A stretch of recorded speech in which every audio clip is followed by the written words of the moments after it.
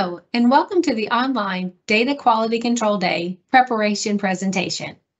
I'm Jennifer Stafford, the Director in the Division of Assessment and Accountability Support, and joining me today is Shara Savage, our Academic Program Manager in the same division. We will be guiding you through the preparation process for our Quality Control Day. Let's get started. Today, we will be covering several key topics to prepare you for the Quality Control Day.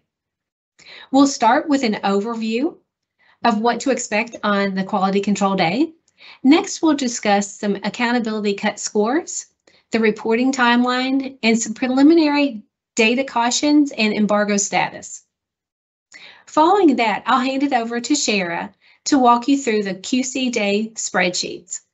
Finally, we'll review the materials and processes that you'll need to be familiar with to ensure a smooth Quality Control Day. Let's begin with an overview of Quality Control Day.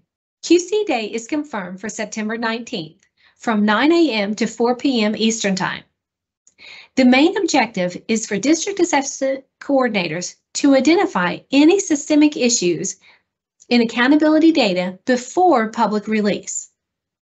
This ensures more accurate data reporting and addresses any potential data concerns in advance.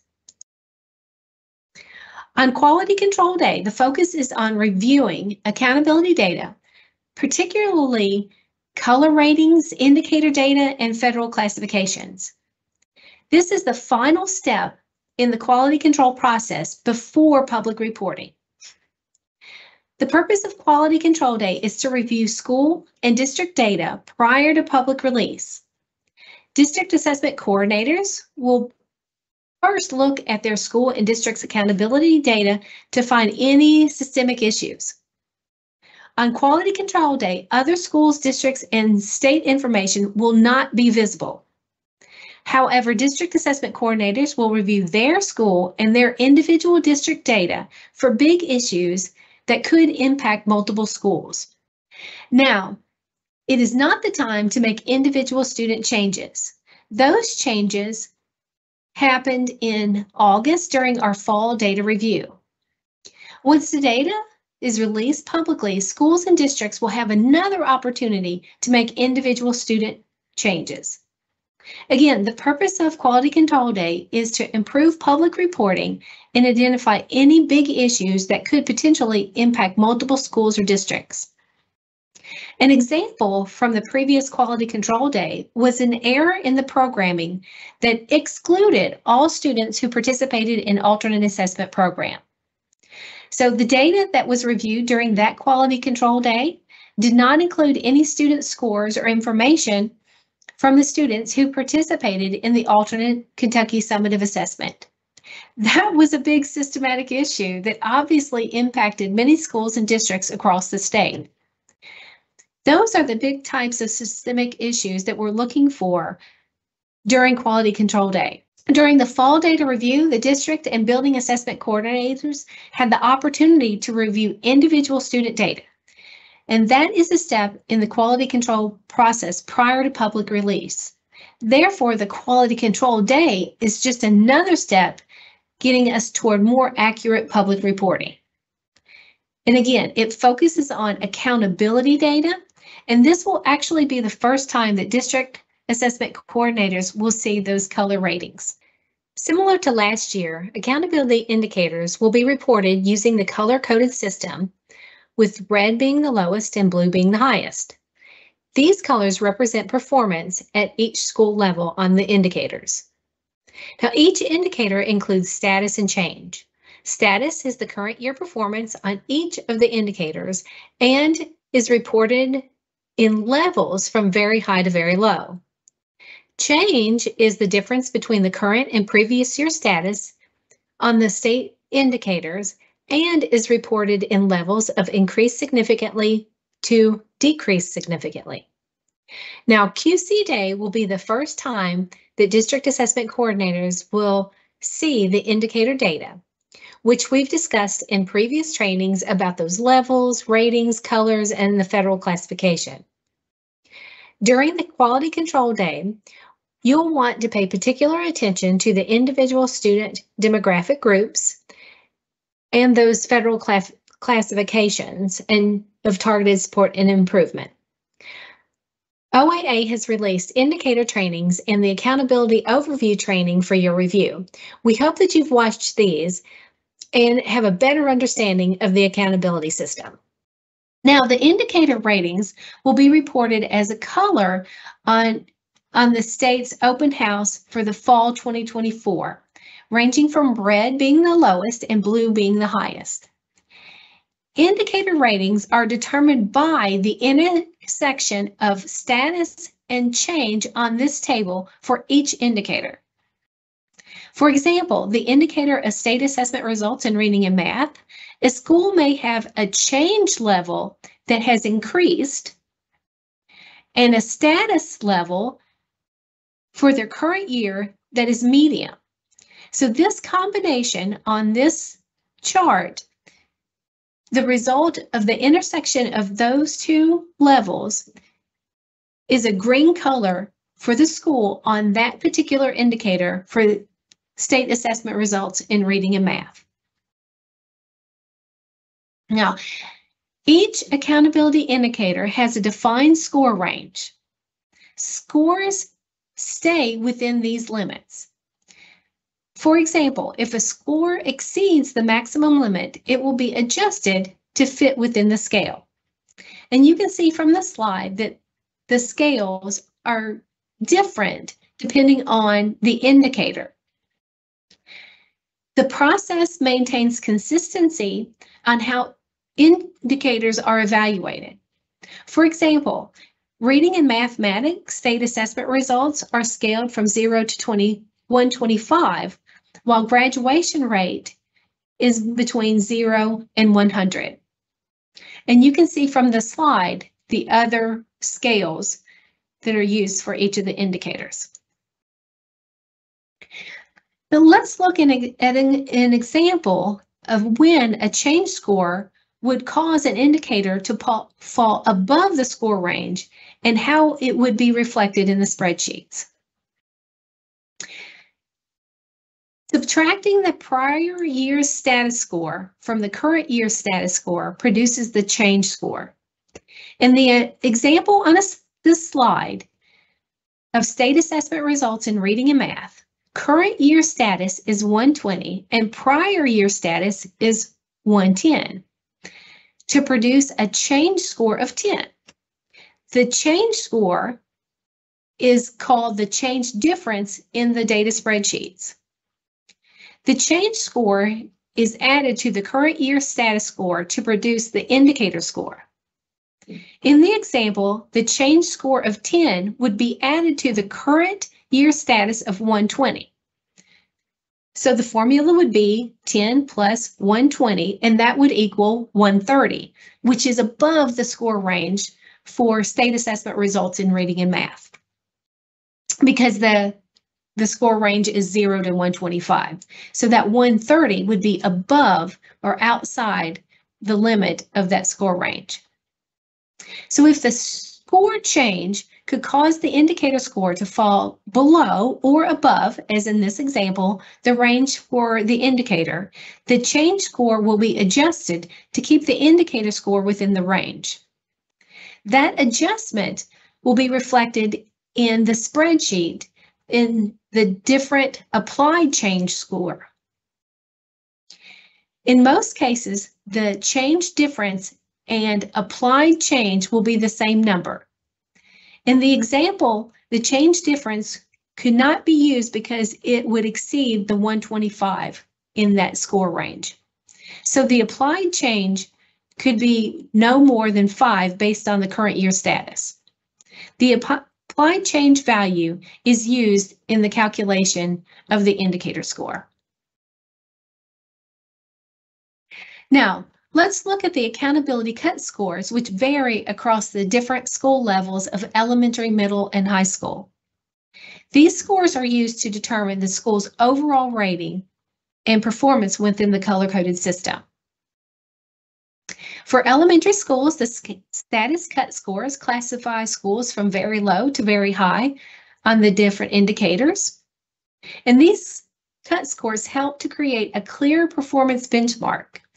Now, I want to remind you also that these cut scores were first established in 2022 and were reviewed in 2023, but were not changed, and we continue to use those for this 2024 accountability. Change scores measure the level of performance, growth or decline for the school. Elementary schools are classified based on these metrics, ranging from decline significantly to increase significantly. And these thresholds are critical in evaluating how much progress a school has made in the various indicators. The change scores were also established in 2023 and have not changed. Now, these middle school cut scores, you can see that they are slightly different from the elementary cut scores, but follow a similar structure, with the status classification ranging from very low to very high across all of the indicators. As a reminder, these cut scores, again, were established in 2022, reviewed in 2023, but have not changed. Similar to the elementary schools, middle schools have cut scores that determine the level of progress or decline in the student performance. You'll notice that change scores get a little broader at middle school. You will also notice the range of the scores vary greatly across the indicators. High school status scores consider additional factors like post-secondary readiness and graduation rate. And these cut scores reflect the specific challenges and achievements high schools and are part of the broader accountability system. And again, these were established in 22 and have not changed.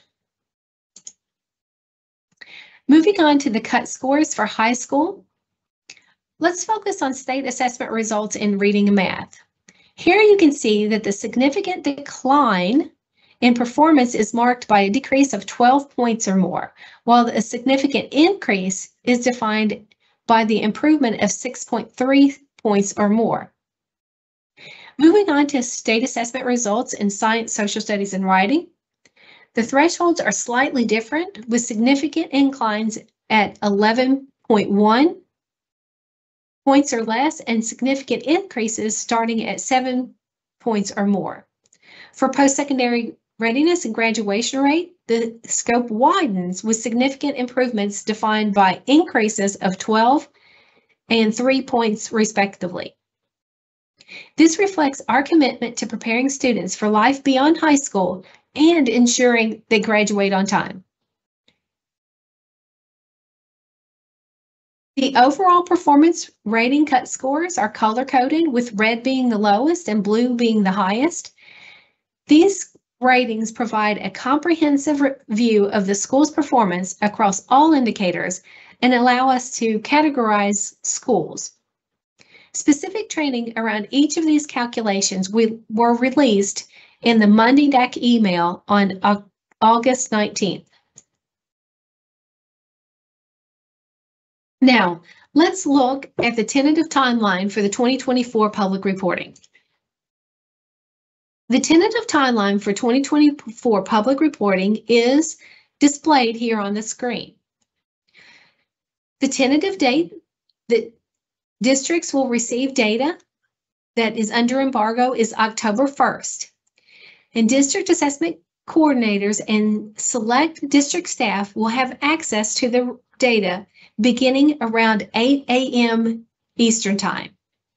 Additionally, on October 1st, that same day, media outlets who have signed a non-disclosure agreement will receive the data around 1 p.m. Eastern Time.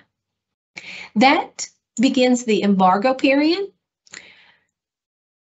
Then public reporting and the public release and the end of the embargo period will be on October 3rd. And as a reminder, the data will be available in open house this year in Spreadsheets. Due to the new vendor, the school report card, the public dashboard will be released later in 2024. The next step in the quality control process will begin that day, October 3rd, and that 10-day regulatory review process will begin and last through October 14th. New tickets can be submitted for any final data issues through October 14th, and ticket resolution will extend to October 16th. This will be the district assessments coordinator's final opportunity to review that individual student data. This tentative timeline is for public reporting, and if significant systemic issues and errors are found on quality control day, this timeline may shift. So again, please think that these dates are tentative. As mentioned, the Kentucky Department of Education public data release will encompass the 2024 assessment and accountability data, and it will follow a phased-in approach beginning this fall. Before the new school report card or school report card dashboard is launched, data sets will be released in open house. This phased-in release ensures that important educational data are available to stakeholders in a timely manner.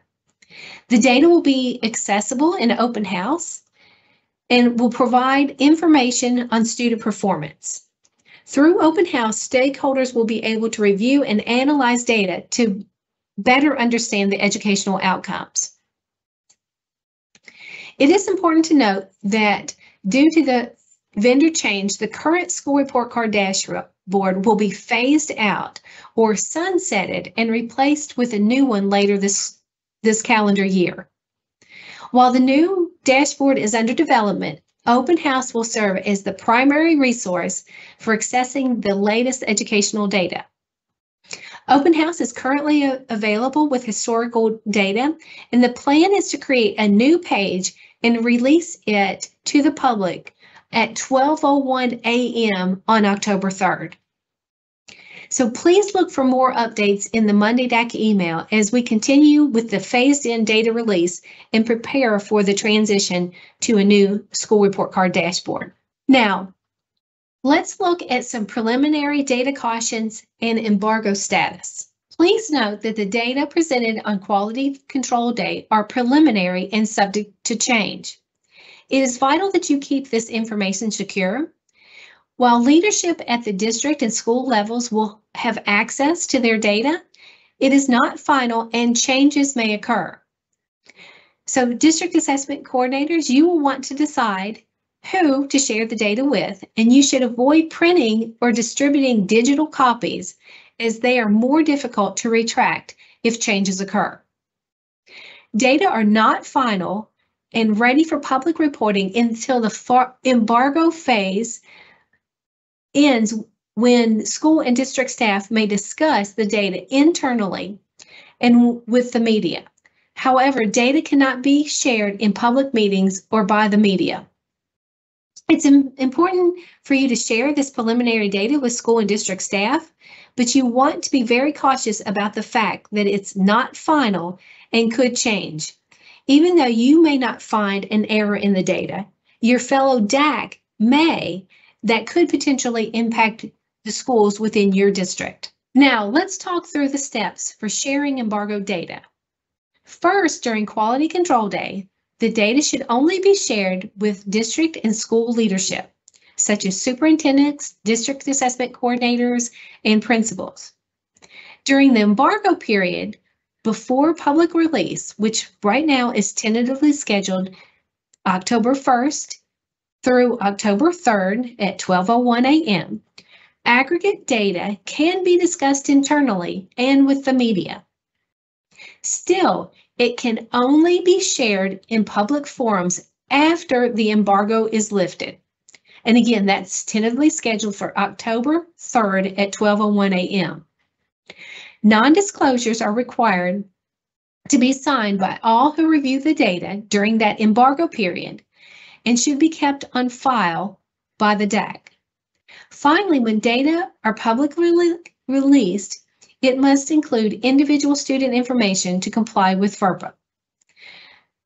Anyone with whom you share the accountability data will need a non-disclosure form, which is linked on the slide for you. Turn it over now to Shara, who will bring important information around those important spreadsheets, data details, and the process for a quality control day.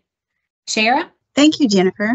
Now that we have discussed the broader scope of the data release and the platforms where it will be made available, let's dive a little deeper into the specific data details that will impact how the information is presented. These data details are essential to consider when analyzing the released data sets, as they provide important context and safeguards for interpreting the results appropriately. For accountability data to be included in school calculations, the student group must have a minimum of 30 accountable students at the school level, which is elementary, middle, and high levels. This includes data for all demographic groups and ensures that the data is reliable and FERPA compliant. Student groups will continue to report at 10 per grade in open house and eventually in the new school report card. In Kentucky, we follow the U.S. Department of Education's guidance and the FERPA laws, guidelines, and best practices for reporting. Therefore, data not meeting the minimum end count will not be made public. Data suppression helps protect student privacy. For instance, if fewer than 3 students fall into a particular performance level, the data for the level is suppressed and will not appear in public report. Schools and districts can view these suppressed data internally for leadership purposes, but the data must remain confidential and is never displayed in public reports. Now, let's take a look at a couple of examples of what will be suppressed in the new school report card. The first example is if a performance level count is less than 3. In this case, all the performance levels will be suppressed at that grade level. In the school and district spreadsheets, the suppressed data will be displayed in red font, indicating that all the data will be available to schools and districts, but not publicly available so that the public can know and determine the students' test scores. Students who are placed in an alternative programs for more than 100 days will have their accountability data coded to the district unless they were placed there by the court, by court order or a state agency. If district placements in alternative schools occur, the student scores will be coded to the district rather than the school unless the school was court ordered or a state agency placed the student there. In that instance, the student score would be coded to the state, given that the student has no other A1 enrollment. Now, this does not exclude the students in Gatton, Craft, KSD, and KSB, which track back to their A1 homeschool. To assist districts with the 100-day rule, we have a wonderful 100-day tool. This will assist districts when trying to determine where the student's accountability would ultimately fall. KDE does look at placement practices when looking in Infinite Campus to see where the students have been to determine that 100-day accountability. First-year English learners are exempt from accountability, though they remain in the denominator of the participation rate. For participation rate purposes, first-year EL students are accredited with attempting the reading, social studies, editing and mechanics, and writing assessments. First-year EL students do not attempt math and science will negatively impact the participation rate. So you want to make sure that you are having your EL students attempt those required assessments. The U.S. Department of Education, through the Every Student Succeed Act, requires that all public schools, even those without tested grades, are included in accountability.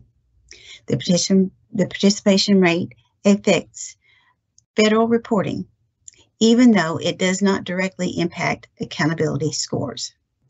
Feeder schools are terms we use for those schools that do not have tested grades, have students in either kindergarten, first, or second grade, and that feed into an elementary school. Those feeder schools would then receive the same classification as the schools they feed. For example, a kindergarten, first, and second grade school has only those grades and feeds into an elementary school, which would receive the classification of the school it feeds. If the elementary school, let's say 3 through 5 school, received a green color rating, then the K2 school would receive the green rating as well. Even schools that do not have tested grades must be included in the accountability system. Feeder schools are assigned the classification of the school they feed into, which ensures they are not overlooked in the accountability ratings. Now we'll shift to discussing the spreadsheets that will provide for QC Day. These spreadsheets will be critical for validating accountability data and ensuring accuracy across various indicators. Each folder contains specific data for review, including summaries and detailed student level data. I'm going to walk you through the data that you will have access to on QC Day, and then I will discuss some of the very important preparations for you for that particular day. I will also talk you through some activities that you may want to ensure are completed prior to QC Day and provide some contact information so that you will know who will be there to support you as you go through your data on QC Day. The focus on QC Day will be reviewing the content of these spreadsheets. We have 2 key folders: accountability for validation purposes, and student data, which includes graduate list, post-secondary readiness data, and test scores. This is where you want to begin the validation process and spend the bulk of your time. Additionally, there are informational folders containing helpful resources like the accountability calculator and English language proficiency data.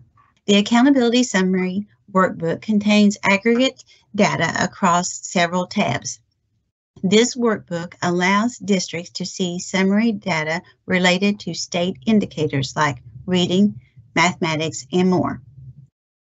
The tabs in this workbook includes profile, TSI groups, and others that break down the scores and performance levels. The profile tab includes a high-level view of each school and or district's overall accountability score and ratings of the various indicators. This is a key tab for understanding overall performance. The Federal Groups tab focuses on identifying student demographic groups for TSI federal classification. It includes details like the year of identification, minimum N counts, and the overall scores for each indicator. The RDMA tab includes detailed information about indicator scores and ratings, focusing on reading and mathematics results, as well as any federal classifications. It also shows how scores have changed from the prior year to the current year. The SCSS SSWR tab provides a similar breakdown for science, social studies, and writing. One important note, for writing assessments, the results for editing and mechanics and on-demand writing are shown separately.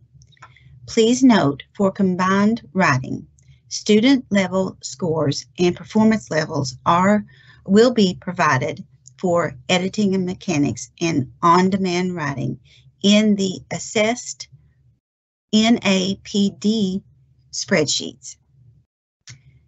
There are no aggregations of editing and mechanics and on-demand writing scores for the school. The writing component of the state assessment results for science, social studies, and writing indicator uses the combined writing performance levels to determine scores.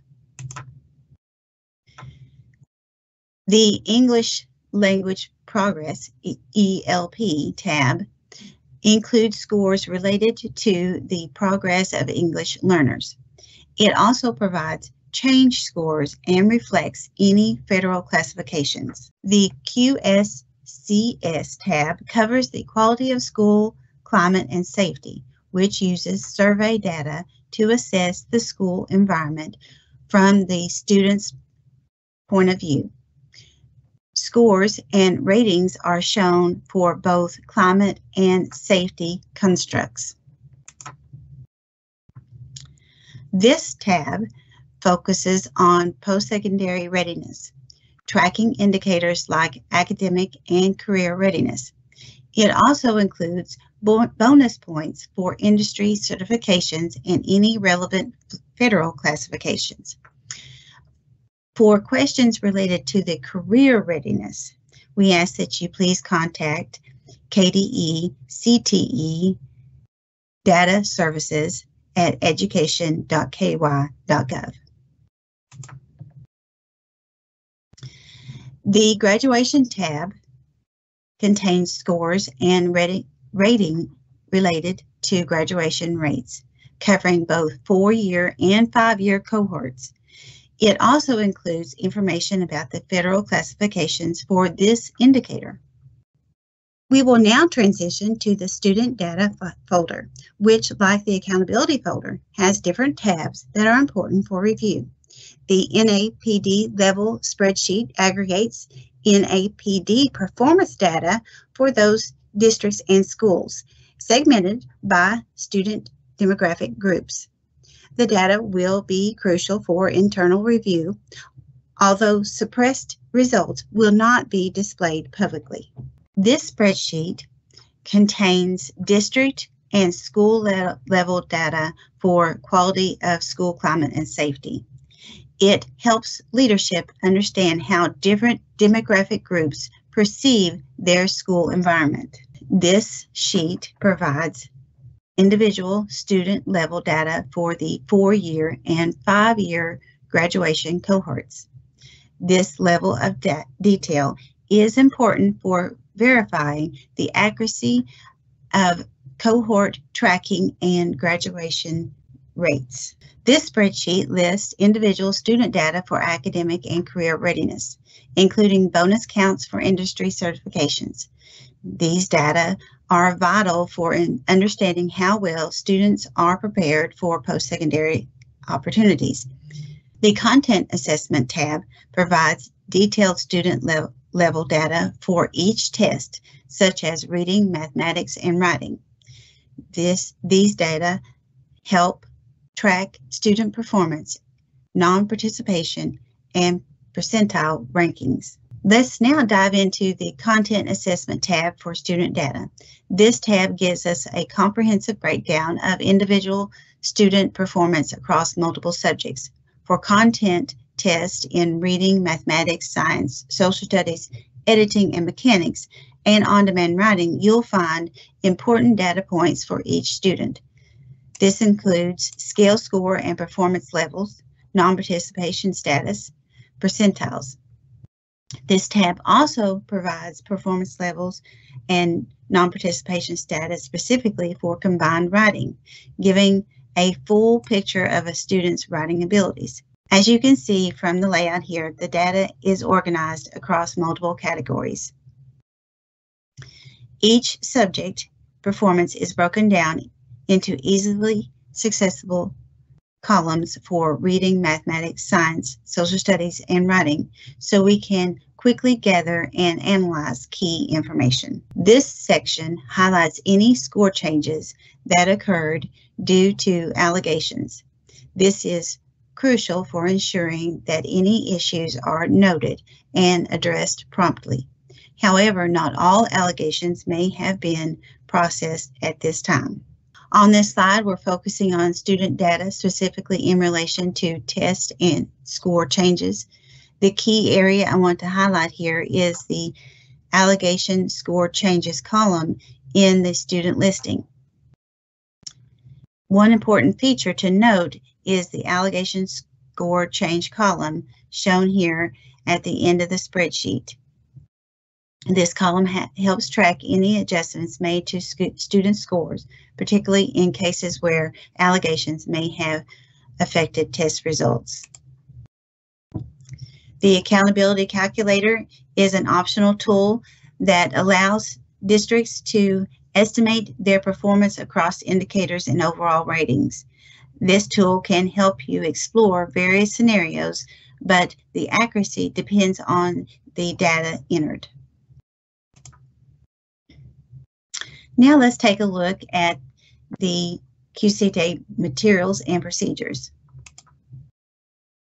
To prepare for QC Day, I encourage you to review all the available resources, including the accountability indicator training materials. Ensure all non-disclosure forms are signed and that you have access to the required data for review. On QC Day, you will need to complete two important tasks: the QC Day checklist and the data discrepancy report. These online forms will be password protected and accessible starting September 19. Submitting the checklist confirms that a review is complete. The QC Day checklist focuses on key quality control steps. The checklist concludes by confirming that the data is reasonable for public reporting or that issues have been submitted. Once you have completed the steps within the checklist, you will electronically sign and submit the form. The focus of your review should be on the KSA NAPD, English learners, graduation rate data, and post-secondary readiness scores. The main focus is to validate that there are no major system issues for the data that will be used in determining accountability of your district and/or school. If you find a systemic issue, please complete the data discrepancy form. This tool is used to report possible systemic issues with the data.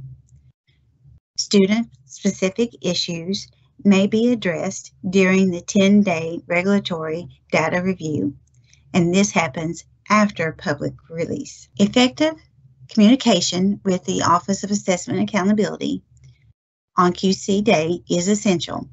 Submit any data discrepancy reports as soon as possible so they can be processed in order.